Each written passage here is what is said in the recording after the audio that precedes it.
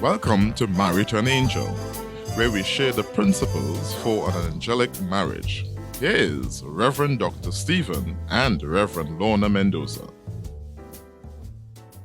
Hi, welcome to Married to an Angel. I'm so glad that you can tune in with us today. It's always a privilege and a wonderful opportunity to be in your presence. We really want to have a wonderful time with you today. And so, let's go. Let me welcome my husband. Thank you, Lorna. And I guess she's right. We really enjoy doing this and we want to have a wonderful time with you. But you know what? We are talking to the people who are not married as yet. Right. Our sessions and this one and the upcoming ones will be on premarital. And the information that we have is the information that we would have researched and put together. Very soon, this book will be coming out on premarital counseling. It's actually thinking about getting married. That is the question. Think about this. And those are some of the things we want to intimate with you and share with you. So we would have started last session on the definition of marriage. And we're saying, you know, it is really important to know how you define marriage or even your intended spouse define marriage. Yes. Because I'll tell you, the way you define things will actually say the way you relate to that thing. Yes, correct. So quickly, we could just want to run through some of those, Lorna. Well, in some opinions, they were saying marriage is a divine ordinance, right? So it's holy, it's righteous. Another opinion said the total commitment of the total person for a total way of life. So they're giving their all into this marriage. Right. It also says a state of terrible torment that those who enter are compelled to undergo for a time in order to fit them for a better world. Listen, we put that there because it was out there. Oh my and gosh. we wanted to be, how to put it, as fair as possible. It sounds like a war boy. Yeah, Woo. well, for some marriages, they are wars. Oh my God. And Yes. also too, marriage is an institution ordained and ordered by God. But we would define marriage simply as a divine institution ordained by God, Yes. where a male and a female are committed to become one Yes. by living and loving each other. It is also suggested a covenanted relationship between a male and female for the purpose of creating a new family. Yes. And we also said we are putting our own caveat. We are Yes. putting our own, what to put it, if I had to call it a disclaimer or whatever, that we reserve the right To refuse same-sex unions and any or people who want to say that they are married but they are living common law. We don't recognize it. The Bible doesn't recognize it, so we don't recognize it. Any other union that you're involved in that is not male nor female, bisexuality and all these different, we also, as I say, we don't recognize it. So once you know that, we are going ahead. We are going All ahead. right, so let's go ahead. So the parties getting married must show an understanding of what is expected of them and be mature enough to make whatever adjustments necessary to make living together a wonderful experience. Wow. Therefore, the word here is mature enough. Because marriage, I'm telling you, would make you make so many adjustments. Yes. You would be amazed. There's another topic on flexibility. Yes, we will deal with all of those when we come in here. Yes. So you have to be able to make adjustments. If you know you don't plan to adjust, Right. but you want to get married, no, That's not for marriage, you. no, marriage is not for you. Remain single. Yeah, because you will give that person hell. Yes. You will make it very difficult for this next person because you don't want to change and you even start the marriage yet, but you're already saying, I'm telling you up front, I'm not stopping this, I'm not changing that. I remain in this way. You can't change me. Right. You understand? Marriage is not for you. Yeah. So based on the definition that is espoused by each person, an indication is given about how the marriage might be shaped and the values that may be upheld. So you're saying a definition could affect how the person sees the marriage? Sees the marriage, correct. Okay, So- help me with that. So your definition of any forms, of anything forms your frame of reference for the thing. Okay. So let me give you an example. So if you believe that men are superior to women, or that women should be seen and not heard, Because there are some people who believe that. exactly, Uh-huh. then you would have no difficulty with ill-treating your spouse to establish and hold a certain distance for her to understand her place and act with the appropriate fear and reverence for you. Okay. So what you're saying is if in my definition, in my mind, I see marriage in a certain way, Yes. it would make me treat my spouse This in the same in a- way. Mhm. So if I came from a home where I saw my father being so domineering, he was rough and callous to my mother, then me as a woman would believe that's how men supposed to treat me. So I'm Right. going to take that because I see my mother taken all of that and she stayed in the marriage. Right. You know, we have some really weird views because there are some ladies, just as you said, who believe that if a man doesn't beat you, he doesn't love you. Yes, Yes. that is so true. Right. Yes, I would hear, Pastor, that's okay. No, he loved me. That's why he just beat me. And I realize, you know, what he just be saying is true. I'm not smart enough. I real foolish. I believe Pastor Yes. is true. And again, because they have a lot to do with your definition. I want you to know the Bible does not agree with a man striking his wife. I know other religions that agree with it, and I'm saying yes, religion. They believe that for a woman to toe the line, you beat her. The man has a right to beat her. And that is actually written in some religious manuals of some religions, but not Christianity. In Christianity, we do not uphold it. So I'm not even using the word domestic violence. The scripture call it striking. Striking, yes. You don't hit, and you don't use your words that will break the person's morale. You know. So one of the exercises that we ask the couples to do is to define marriage in your own words. So this will really be nice now with you and your boyfriend, you and your girlfriend, you know, the fiancé. I hope you'd have done it already. If you have not done it as yet, just define marriage in your own words. Do not find that what we are asking you is too Yes. difficult. You know, some people saying, oh God, why I have to Why do I that? have- yeah. Listen, we are trying to engage conversation. We're trying to engage conversation between you and this young lady, this young man you want to get married to. And they say you better understand how this person is seeing Yes. things, because you could be making plans for the future, but realize that someone is not on the same page with you unless you take the time. So let me ask you to take the time to do that. Another question that we will put up for you is, why do you want to get married? Why do you want to get I think that's a married? legitimate question. I got married because of love. I got married because I wanted companionship. And that was the best thing around. Okay, you think so? Okay. Yes, you are best for me. So, yes, I wanted to get married because, you know, I believe it was time, and it was time to get married, and I wanted to be able to experience children and having my own home, and, you know, so that's some of the reasons why I wanted to get married, because... And I still believe that being single at that point in time in my life is really not what I wanted. I really didn't want to be single. I still find it is a more fulfilling life to have somebody to share your dreams, to share your laughter, to share your failures, because sometimes, you know, you failed because you didn't have somebody to share what you're going through within life, and you could become depressed. But if you had somebody who could just comfort you when you go through things. And so I wanted to get married for companionship, for a deeper level of companionship.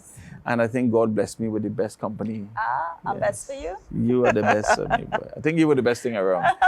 So write that question, why do I want to get married? And, you know, that's two nice questions for you and your fiancé or your boyfriend, girlfriend, whatever, to start talking about.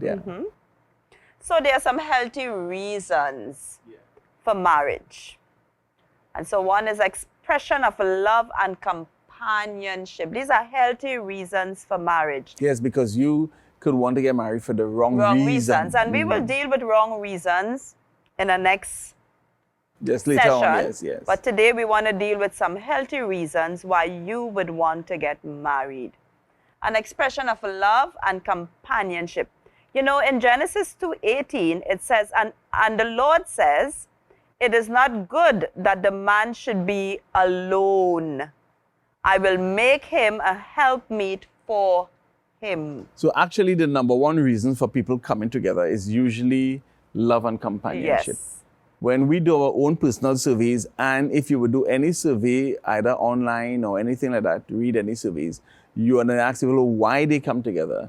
It is mainly for love and companionship. See, couples want to share their lives with each other in order to bring some form of meaning to their existence. To just pass through this life and you're not impacting anybody else, or you're not contributing to their development, or you didn't build like a family through them. Some people feel as though that is not as it was satisfying enough. I know for me it would not be satisfying enough if I had just gone through life. I like the idea of having my family, the people who look up to me, look towards me, depend on me. I need to work hard for a reason. Yes. I like the idea of people, when I come home, their faces are lit. I just love that. Yes. I love that, you know. So for a lot of people, that's what they wanted also. Their love for each other makes living apart almost unbearable. I mean, that is such a true thing, because most times when you travel, you make, you know, your absence like, I can't do without this girl. I remember you told me recently you would take a pillow and put it on the other side of the bed and say, good night, Lorna, good night. All right, my wife is exposing me. And, you know, so that togetherness, you don't want to be apart from each other. You always want to be together. So when you are apart, you feel like part of you missing. You're missing part, your best part is missing. I'm trying to... Okay. But really and truly, when I travel, because it's not all the time Lorna was able to travel with me when I go on missionary work. And I tell people, so they will say, how was your holiday? I say, holiday? That was no holiday. I went to do the Lord's work. But she would tell you that, you know, every night was very difficult for me to fall asleep. No matter which country I've gone in, no matter what nice soft bed or whatever, I have never fallen asleep easily, whether it is within our own time zone or another place with a time zone. It's just difficult, and it's really and truly because my wife is not there, and I really do talk to the pillow, and it kind of helps me to go to sleep, you know. So, all right, so now that is out there. Yes. So the real value of human existence is our interaction with one another. We are social creatures, you see. Yes, we need to interact with one another. We need meaningful companionship and relationships. We need meaningful relationships. Yes. Yeah. And so when you believe that you have found your soulmate, you just want to share the rest of your life in the company of this person. Yeah.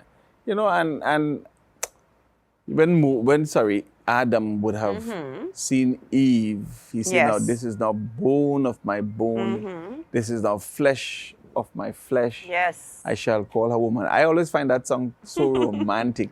But really and truly, he's saying that you are part of me. Yes. You are part of me. You know, they say when people live together for long, they start to resemble. I'll be worried about my nose, though. Yeah, well, my hair not getting brown, so. Yes. Oh, hey, when people tell me, you're starting to look like your husband, I say, oh. It's only the nose she thinks about. I don't know. I remember when I was having Rebecca, that was my main concern. God, Jesus, I love this man you give me, but please don't let my child come out with that nose, please. And it's one prayer that the Lord did not answer. I straighten the nose, I rub the nose, I do all sorts of things with the nose. I tell her, take care, break the child nose.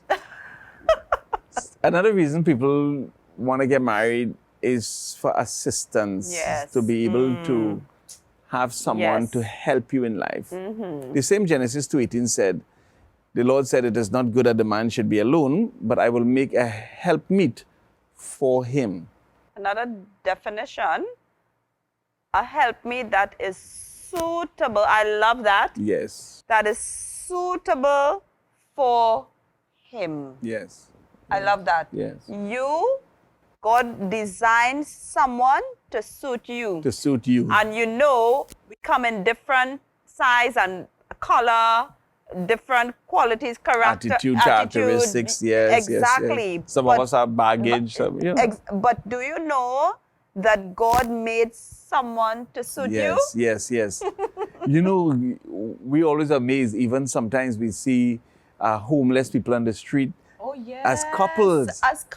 Yeah, and we say, whoa, every bread have their butter. Yes, you know? Correct, yes. Wow. But the job for caring for the Garden of Eden was given to Adam.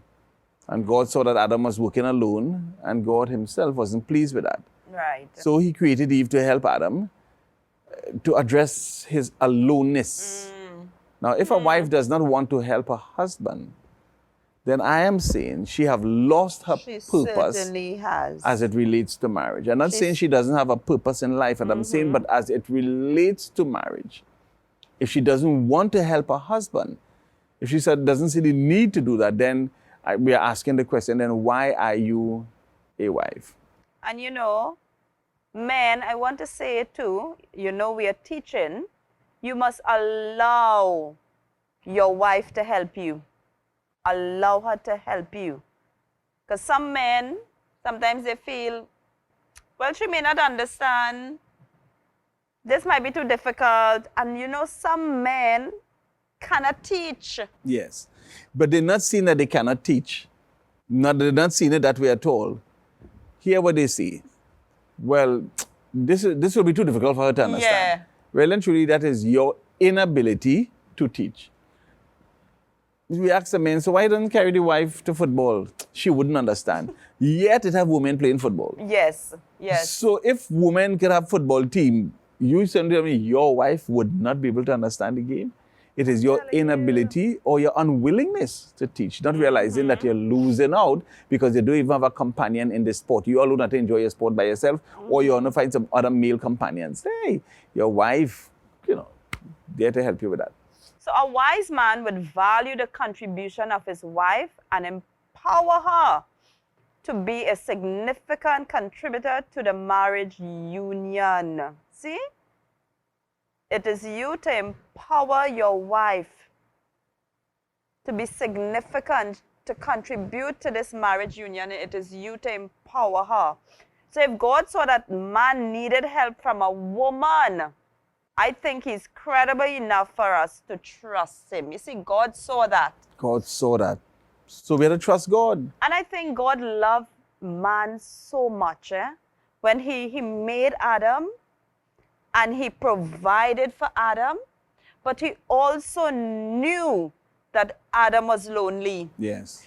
Everything that he gave to Adam was not enough. Yes. It was not enough to see Adam smile or happy, So God said, you know what? I have given him everything, but something missing. So there's like a void. There was something missing in him. And so God, in his wisdom, said, you know what? I will make someone that will make this man suitable for him, happy and suitable to take away his loneliness. But let me also want to add about, so we saw the woman come into the man's life as a helper. Well, hold on there. There are men who read this out of context. And so they sit down at home and they do nothing. Oh boy. And they leave the wife to do everything because they say that is her job. A wise man, now I'm saying here, please, I'm not saying a foolish man. A wise man, as I say, not only would he empower his wife, but he would he would also know that his wife needs help. Yes. He said that running of a home can be very exhausting. Oh my goodness. And it is further compounded if you have children. So, I mean, I know if any one of you have to run your own home and you have to sweep your house, make up your bed, wash your clothes, you will know that is exhausting. Yes. But now children come on top of that. And that's why also, just pause there, that is why also we tell couples, newlyweds, do not go and have kids as soon as you get married. As much as is possible. As much as is possible. I know it's kind of... Yes, because some come in with the belly big area. Right, good. But for those who are who are not pregnant, we are advising you 6 months, a year, enjoy yourself. Enjoy yourself, yes. Get to know each other because you have a lot to learn. You're still learning. You're still learning each other, yes. So added baggage will add pressure to the relationship because you're learning each other. So I am saying your wife also needs help. What about cleaning, cooking, doing the laundry, doing the dishes, doing the grocery? That's not a man's responsibility. We stuck in the pantry, ironing the clothes. Come on. I'm saying you're not seeing that as hard work. No. But she needs That's help. a woman's place. Well, that's what some men believe. And then babies added to that. Changing the baby, bathing, pampering, feeding the baby. What about up all night because this child is crying for no apparent reason? I remember just recently visiting my aunt, and she was saying to us, my husband, he came from a home where he was treated like king because he was the only boy, and so he was treated like a king. So now that he's married, he want that same treatment. Treat me like a quick king. I will go out there and I will work hard. But when I come home, don't ask me to do anything. You make sure that my food is prepared, my clothes, they are washed and clean, and don't ask me to do any chores in this home. Yes, Laura, but that didn't end up well. It didn't end up No, well. it It ended up in divorce. Because the woman felt like a slave. Yes. Because she has no help. She's exhausted. See, some men do not see that they need to help their wives with these chores, and they wonder why that their wives have become so irritable. And may even despise him. Yes. Yes. Worse yet, some working wives oh my goodness. They're working in. Hear the word working wives are expected to do all things after they get home from their jobs. That is cruel. That is cruel. Men must realize that marriage is a partnership and help their wives in order to protect her from exhaustion. So I'm telling you this. You're a young man, you're thinking about getting married. I do not know what your mother told you, what your daddy told you, what your sisters told you. But if you want a good marriage, Mr. Man, help around the house. Yes. Help around the house, you have a happy wife because you wanted to do everything when you sit along watching TV. And in the night, you want to press knob. You will find out. You'll get biting. All right. So we are trying to... Exactly. Yes. You're helping. Okay, so as men, you go out there to work for a company.